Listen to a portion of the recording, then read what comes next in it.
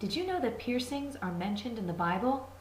We think we're so clever coming up with new ideas like poking holes in our bodies, but as King Solomon discovered, there is nothing new under the sun. In the Old Testament book of Deuteronomy, God repeats the laws he had already given to the Jewish people through Moses.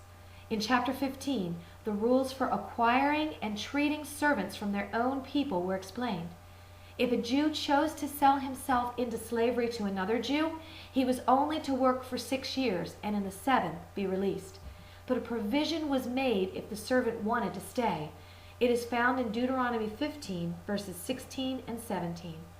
But if your servant says to you, I do not want to leave you, because he loves you and your family and is well off with you, then take an awl and push it through his earlobe into the door, and he will become your servant for life. I had come to know Jesus as my Savior when I was 12 years old, but when I was a freshman in college, I wandered off the narrow path. Although I had gotten my ears pierced in my early teens, during that first semester, I asked a gal who lived on my floor in the dorm to double pierce my left ear, which was a popular thing to do at that time. In February of that year, I had an encounter with Jesus where I began to understand that he desires and deserves to not only be my Savior, but the Lord of my life. And by his grace, I submitted my life to him and began to live in a way that reflected that commitment.